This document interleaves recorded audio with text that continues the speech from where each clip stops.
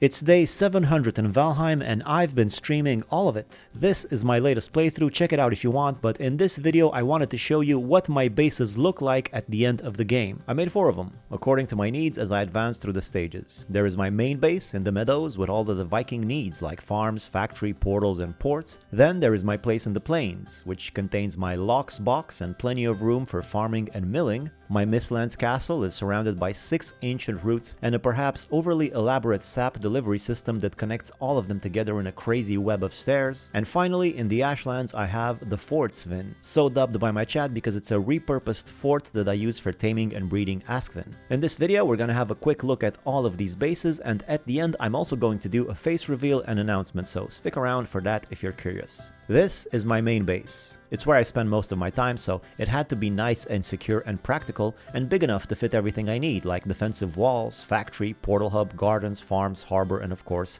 my dream house. To get the terrain ready for all of this, I of course had to do quite a bit of terraforming in an event that historians have dubbed the Great Flattening. It took a few hours, and in the end I decided to flatten to 3 different levels and go from there. The first thing I built was of course my dream house, the one that I made a video about, and it turned out pretty nice, but yeah, you know, standard, there's nothing too different from the classic. Except that because I built it on top of the intersection of 2 levels, the base extends much lower on this side with the chimney. This means that if I go inside my secret hole, you will notice my basement has its own little basement in which I added my basement kitchen, which is underneath my real kitchen, and although it's a great spot for putting all the cauldron upgrades, it turned out to be a bit too low and out of reach of the appropriate workstation. I guess there is a vertical limit after all. Anyway, I figured it out eventually. Ignore that. Also, the different levels allow me to make a grand entrance on this side of the house too, meaning I can now enter and exit from all 4 directions, and this one is pointed to the sea, so it takes me over here to my dock, where I built 3 parking spots for my boats, I think that's what you call them, with the middle one being big enough for the Dakar ship. I covered it all with wood because it feels more pirate-like to me, and it won't take weather damage because of the stone underneath. The main thing I focused on was the ships being at a level where the storage can be accessed from land, so you can encumber yourself with that precious metal and carry it sweatily to your house. But that's about it. Besides that, there's nothing too crazy about this port, no hidden secrets, no crazy contraptions, it's just your standard, oh wait a minute, I fell in the water, oh no, how am I gonna get back up, oh wait, what's this? There we go, I got back up on the platform. So this is something I've been tinkering with. It's a raft encased in stone with only the ladder part exposed. If you put stairs on top of them in the front, then you can get teleported right on top of that. I was thinking about making a video with this concept, but I don't have much more than this. That's about it right there. Still, it can be useful when you fall in the water and you just can't get out. Although I suppose a regular boat would do the same thing. Still, the sails look kind of appropriate with the wooden harbor, and there might be more to play around with this concept. Anyway, that's the harbor, accessible through the eastern exit of my house. Now to the north and to the south, I have gardens for both plant and animal farming in a symmetrical sort of arrangement. On one side, I have my 2-star boars, which by stroke of luck happened to be roaming around while I was building this place. It's all on camera. And on the other side, I have the chickens with a little hatchery, and the number 1 question I get asked is, aren't you worried to have your animals out in the open like that? Well, I'm not really worried because I actually have some backup pigs through this door over here in the basement and in the basement's basement. Adam, Eve, and Steve over here are cursed to live their life underground, never to see the sky. A sad existence, true, but they understand that they fulfill a much higher purpose, for their sacrifice allows the rest of their kind to frolic blissfully under the open sky for generations to come. Sure, the outside boars will get killed by bats every now and then, but Adam, Eve, and Steve will survive, and with them, the future of the 2-star species. Got me choked up a little bit. Oh, and chickens. There's chickens on the other side. Although I guess I could just keep some eggs instead of chickens. Anyway, the level below the animals, we have our twin farms with wood guides for maximum efficiency. Wearing the special clothes from Hildir, you can really get a lot of farming done quick. I generally never ran out of stamina doing this, and the stairs at the end also help when turning around like this. I'm not super thrilled that there's 2 gardens. I kind of preferred it all to be in one place, but I guess it helps you farm more or less, depending on what you need, or organize your crops better, you know, like the boar side for plants, since that's what they eat, and then the chicken side for seeds, since that's what they eat. Hey, that's not bad. I wish I would have actually done that. Anyway, that's the gardens. There is also some honey over here. And if I exit through the last door, this takes me to this section on the upper level. Here we have a factory on the right and portal hub on the left. The factory is pretty standard, mostly like the one I made in the tutorial, except towards the end of the playthrough, I did change the classic materials to a more Grossine and Ashwood oriented look. But besides that, pretty standard, so I won't spend too much time on it. Just your basic smelt on the top, collect on the bottom sort of factory. However, the portal hub is quite different from the one in the tutorial, mainly because of these things. The stone portals are a late addition to the game, which becomes quite important, so I had to include them somehow in the portal hub. And these things are gigantic. It's not easy, but this is what I came up with. I framed them in Grostine and added decorative ashwood walls in the back, which are pretty expensive, but they look pretty neat. Then there are these big letters inside the portals, which I got by writing this text on the signs. But that's not all. On top of this whole thing, I built the regular portal hub like in the tutorial. It looks like this and is accessible through these stairs along the wall or these stairs just outside my southern exit, so it's still pretty convenient to reach. Each of these sections holds 10 regular portals, and then there are a few more on this side. Bit of an odd shape, but that's how it turned out because the entrance had to be right here. And then there's a nice little balcony on either side of this thing, perfect for having your morning coffee. I also like how these outlines turn out, combining Grostine and ashwood around the portal doors. Though it wasn't easy, this thing needed a lot of reinforcement. There's like nothing holding up the middle section. But yeah, that's the portal hub, and then right here you might have noticed what looks like an exit, and indeed it is an exit. You can leave through here, but it also leads me to this section where I built a little tree farm. This is very convenient whenever you need wood, core, or fine. Planting it just here is much simpler than going out, exploring, and carrying it all back. Plus there is a cart right here, which means once you've cut everything down and all the wood is just lying on the floor, you can start running around with the cart like this while continuously pressing place stacks for a neat and quick way to get a cart full of wood that you can then easily haul to your house or other parts of your base. Also, I made a vineyard here for the Ashlands grapes. Looks pretty cool with the trees, a nice little orchard area. The wood fences aren't the best. They do take damage from falling trees and need to be fixed from time to time, but it's not that bad. Also, the tree farm wasn't part of the original plan. That's why it looks tagged on to the rest of the base if you're curious. Alright, what else is there? Let's see. You might notice the base is in a bit of a weird spot on the map because normally I would make my main base next to the sacrificial stones, but they were nowhere near water, so I ended up picking this spot. It's a bit close to the Black Forest. Sometimes trolls come visiting, but they can't do much. The base is pretty secure. There's a moat surrounding the entire area, as well as defensive walls with fortifications, which you can easily access and run around on top to snipe enemies from a distance while they're utterly confused by the trench in front of them. Also, the moat is a good trap. I always find stuff in there like wood, resin, or some kind of trophy. Not sure where they come from, but I don't ask too many questions when getting free stuff. So the walls seal off the base from the outside world and extend quite a bit into the sea to prevent greylings from swimming around it. They still do that sometimes, so I placed massive bonfires to scare them off. I think it works most of the time. Looks nice at least. And with that, I think I've shown you most of the main base. It's nice and big and organized, but of course in Valheim, one base is never enough. And I'm not just saying that for vanity. There are mechanisms in the game that require you to have at least some semblance of a base in other biomes for farming, taming, or miscellaneous other purposes. With that in mind, let's move on to the second base that I built in my playthrough, my place in the plains. Now, before we get to that, let me just tell you, one flaw in the portal hub that I discovered through playing was that if I had a second base at, let's say, number 17, I would have to go all the way inside through the narrow tunnel, which can get annoying if you do it over and over again. So I decided that the portals I use the most should be the easiest to reach and made out of stone for easy metal transportation between bases. Thus, the first 4 portals of this bottom sections are the one I visit most often. Also, these are assigned letters as opposed to regular ones on top of which I have numbers. The first one of these stone portals takes me to my plains base, which looks like this. First thing you notice is the locks box, an enclosure made out of terrain walls and that I built for trapping and taming locks initially. It cost a lot of stone. I had to mine quite a few of those tall boulders, but it was worth it because locks are quite strong and can destroy any enclosure except terrain. Though I suppose I could have just dug a hole. Although not here, and I really wanted my base to be here because I was on the coast so I can have a dock, and also because I was close to a gigantic swamp area. I mean, look at this thing. It's crazy how much stuff is in here. All these fires are crypts containing iron, and all these dots are circling spawners which you can turn into core farms. Though looking at it now, it feels like it should have been the other way around, but whatever. I carried a lot of iron from here to here and then sailed it home. And sometimes to carry it from here to here, I actually used a locks to do the heavy lifting. And speaking of, to take the locks out of their box, I made a sort of a airlock system with 2 doors so that I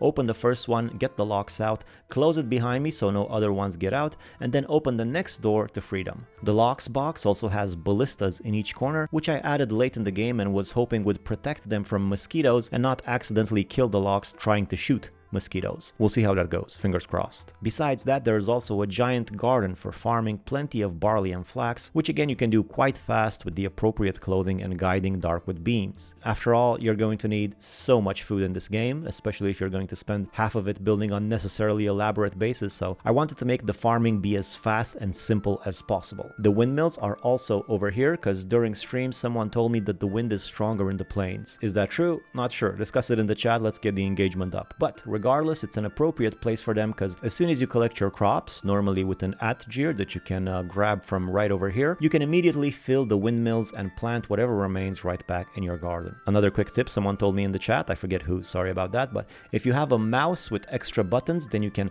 program them so that you can do something like this.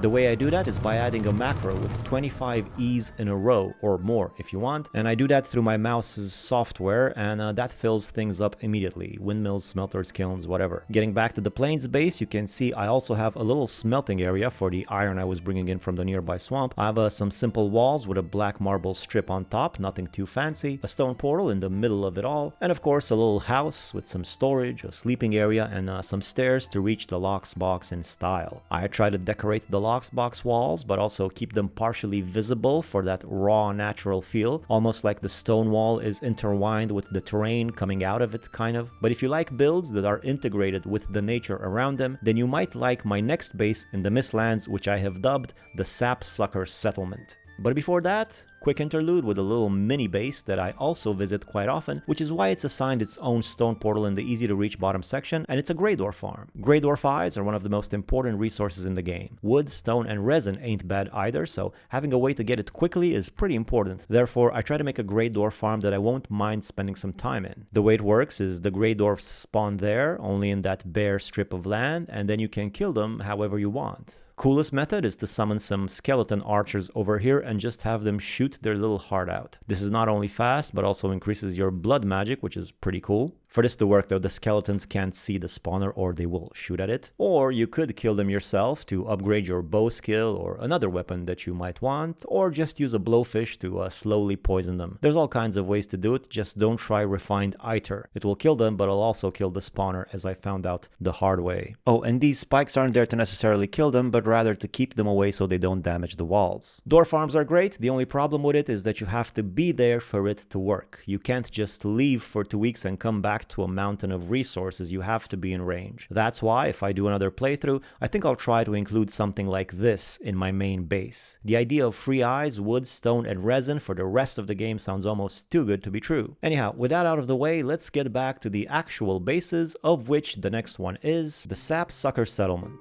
This was a completely new thing that I tried during this playthrough, and it was all to solve a simple problem. I found that when collecting sap, it was always uncomfortable building the extractors at some weird angle, far enough apart, jumping around, carrying heavy metals with you, and constantly building and losing your workbench. And then the roots dry up pretty quick, so you have to move the extractors around from one place to the other. It's a hassle. So I looked for a way to make all of that process as fast and as simple as I could, and this is what I came up with. First of all, as soon as I reached the Mistlands, I kept my eyes open for an area that had lots of roots in one place. Oh my god, look at this. There's actually 5 roots in this region. I do believe I found the location of my base, which you should always do, by the way. People are like, oh my god, you're so lucky to find so many roots in one place. It's like, no man, I just paid attention. Anyway, when I came across this place, I knew it had to be the location of my future Mistlands base and a sap collection and delivery system that would be the envy of all the 9 realms. Here's how it works. From briefly looking into it, it seemed that 5 extractors was the ideal number to have in a single route at a time. However, you can't carry the materials for 5 extractors all at once, not even with one of those very manly Viking fanny packs. So if you were to carry that much at once, you would need to be able to freely move around while encumbered. So I started by framing a nice strip of ancient root with some stone floor, long enough that 5 extractors would fit easily. I did this for all 6 roots and tried to find sections that were as flat and horizontal as possible, although sometimes I couldn't. Then I had to connect all these sections with platforms and stairs, which took forever, and I had to support them with these extra pillars that I tried to make look like kind of an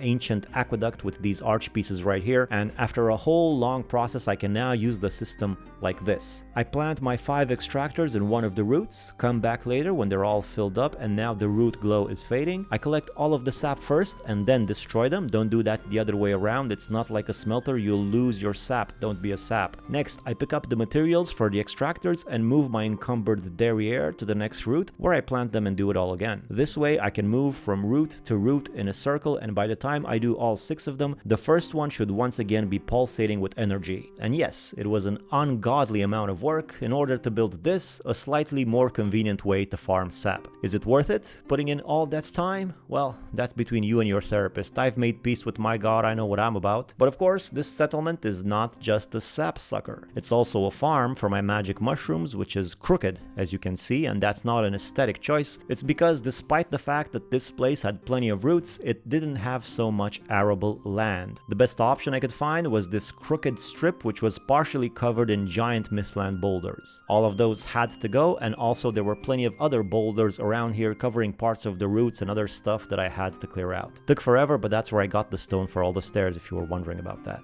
Anyhow, the garden works just fine, crooked and all, kind of fits with the wild nature theme of this place. And then there is of course also my little Grostine castle. I built this later in the game. Initially it was made out of stone and black marble, but I wanted a really nice building with a tower that I could climb on top of so I could look at my base and take it all in. The mist is normally pretty thick in this area, but it's all clear now thanks to all the wisp torches scattered around the base, including these tall Grostine light poles that, to be honest, I only built for the video to illuminate the whole thing for some nice drone footage, so I don't know how practical they would be, but it looks interesting for now. And once I could see the whole area more clearly, I noticed that there actually was plenty of arable land over here, but when I was building this thing live, it was dark and misty and there were like 20 people watching, so I just got nervous. I didn't notice. I don't know, leave me alone. Would have been a great spot actually. Look at those natural defenses. Man, that would have been great. I hate myself. Anyway, to reach the top of the tower, you enter the castle, which has a little storage and crafting area in this corner. In the back, there's a sleeping section with hanging braziers for warmth. In the middle, there are spiral staircases that go up, first to this level, which connects to some of the stairs surrounding the sap suckers. Then if you go up even higher, you reach the top of the tower, where you can do a feather dive into your suckers. Of course, this place is not protected by walls or a moat because it's too big and because insects and yawls can just fly over them. That's why I installed ballistas all over the place trying to protect my stronghold. The ones facing the base have various targets assigned, and the ones facing away will shoot anything, including rabbits, which also run into the spikes that act as a trap around the edges of my base. And that's about it for the Mistlands. Only one to go now, and it's in the latest biome, the Ashlands. But before then, I promised you a face reveal and announcement, so here we go. The man behind the Viking. Hey there, my name's Paul, I'm from Romania, and I'm actually a Romanian YouTuber. That's my job. I have a couple of channels where I make video essays about things like history, science, culture, that sort of thing, a little bit of trivia. But around a year or two ago, I became pretty obsessed with Valheim, and I played a lot of it. I had a lot of ideas about it that I wanted to share, and so I made a video, then I made another one, and that's how this channel was born. Of course, I did have a good idea how to make YouTube videos, because I did plenty of them before, but just in Romanian. However, now I'm launching a new channel, an international version of my Romanian channel, where I make video essays about various topics that I find interesting. If you like what I do here and that sounds interesting to you, then maybe check out that channel as well. The link is in the description. There's only one video on there at the moment, but it's a pretty good one, I think. It's a 45-minute video called 8 Times the World Didn't End. So check that out if you like. And if you really like, maybe you can also subscribe. That would be great. It really helps the channel out in the beginning. But yeah, that's my new channel. Lots of new stuff coming, both on that one and on this one. So thanks for watching, and let's get back to the video. Now, back to the last base in the Ashlands. The main reason you would need a base in the Ashlands is to catch and breed Askvin. These creatures are great, their meat and leather are very useful, you need a lot of it, and you can also ride them around the Ashlands even on top of lava. But they're very strong and fast and difficult to catch, and the Ashlands is rough. Even if you trap them in a hole, spending enough time around them to domesticate can be quite dangerous. Unless you take advantage of the new Charred Fortress, which is indestructible, and normally that sucks when you're trying to get inside, but it's great when wild Askven are trying to get outside. So I conquered one of these forts without breaking the doors so that it's completely sealed up. Then I covered up the stairs with terrain walls, and on the outside I built a ramp made out of terrain and drew in a couple of Askven that once in the fortress were stuck, no way in or out, no matter how strong and grossly muscular they were. Now, in order for them to tame, I had to spend time here as well, and since I couldn't very well sit next to the Askven, I made a little place for myself on top of the tower and connected it to the walls. The Askven had the courtyard, I had the tower and the walls. We worked out a system, but once they were tamed, I could really buckle down and work on this base properly. And here's what I did. The terrain walls were replaced with Grosstein and a big Darkwood gate. Now if I want to ride one of the Askven out of here, I just go up the stairs through here. Then I made a little sleeping quarter for myself inside of the tower right here. It's nothing too crazy, but it has a comfort of 12, which will do in a pinch. And it's also a good place to put this shield generator that protects the base from flying fireballs. Also notice the patchwork on the side of the wall. Some bits broke off from the battering ram and I had to replace them with black marble. If you continue and go up these stairs, you reach the top of the tower where you have your stone portal and a nice view of the hellish landscape all around you. I also connected this section with the defensive walls using some stairs and arched pieces that ended up looking pretty nice and offers pretty good mobility too. I also like the decorations on the stairs going up the tower, although the Askven keep climbing them, which is kind of annoying, but if I keep killing the ones that do, I'm hoping that natural selection will take its course and eventually will come a generation that stays away from the stairs. I think that's how it works. Speaking of selective breeding, in order to hatch the Askven eggs, I've made a little section here where you can toss the eggs and they'll hatch because of the hearth on top, which you can feed through here. This is also what's giving comfort to my sleeping area inside the fortress, by the way. And with that hatchery, that is about it for the Fortsven as well, and that has been all 4 of my bases. If you're wondering about the mysterious lack of wolves in this playthrough, that's because I had a wolf farm that failed because of a computer crash, then I tried again and had a nervous breakdown. It was a whole thing, a sensitive subject. Enough to say that I swore off wolves at the time, but even so, while a base in the mountains would look beautiful, I don't think you necessarily need it. You can get wolves to follow you or chase you. Although still, a base in every biome sounds pretty good, and would also make a good t-shirt. Maybe I'll try that in a future playthrough. But for now, these have been my builds. I hope you like them and that they might inspire you in your own projects. At any rate, it's been an epic playthrough, and it was a blast having some of you along with me live. If you want to see recordings, there is a playlist in the description, though fair warning, it's very long and I'm often confused and I go on and on and on and I only say something half-witty about every 4 hours or so, you know, check it out if you want to see how all of this came to be. Thank you everybody for watching. Special thanks to the people who have been with me live in the Folheim. It's been a blast, and once again, check out my new channel if you want, link in the description, and subscribe to it if you want to make me happy. Until next time, may Odin be with you.